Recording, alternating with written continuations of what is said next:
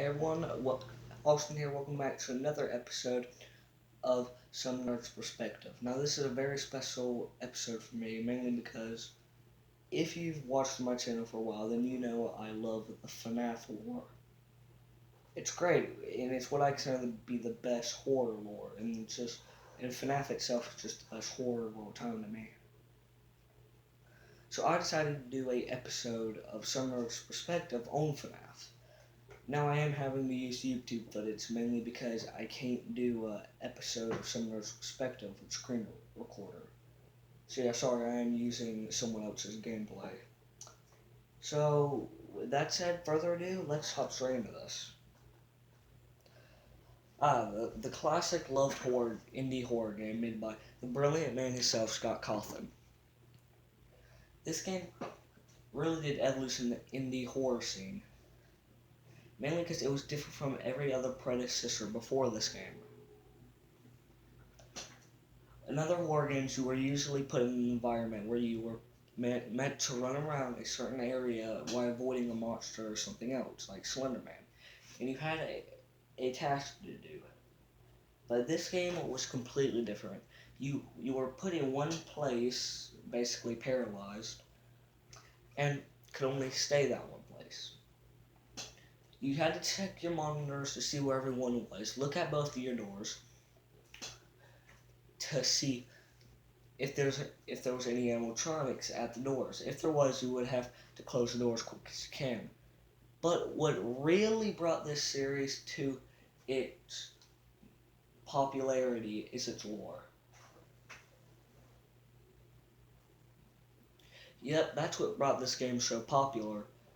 The lore of it was what brought it so much success, as the lore was slowly unrevealing with a certain man named Matthew Patrick following behind it, trying his best to reveal all the secrets.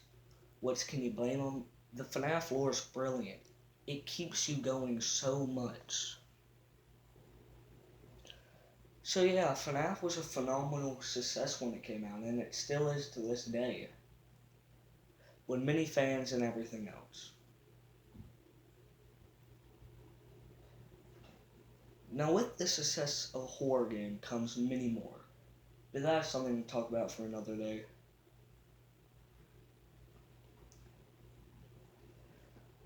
Now, interesting history about Scott Cawthon.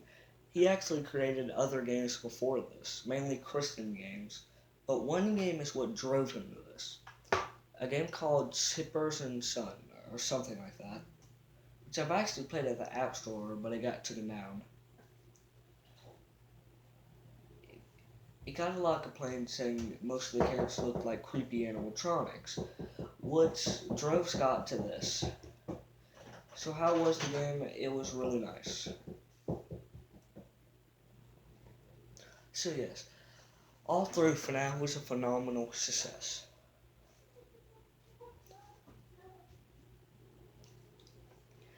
And taking down many big horror franchises like Slender Man and many more. And all together, FNAF has brought Scott Cawthon very far at the end of the day. And well, yeah, it's grown a whole fan base that's very grateful and great. Well, almost all of them, except for those weird anime writers. So yeah, saying all that, FNAF is a phenomenal success that, whether you like it or not, it has influenced a bunch of other indie horror games. And, well, yeah, I love it so much because the lore, in all honesty, which I think that's the reason a lot of other people love it as well. Yeah, sorry this episode was so short, but I hope you enjoyed it, and we will see you in the next one.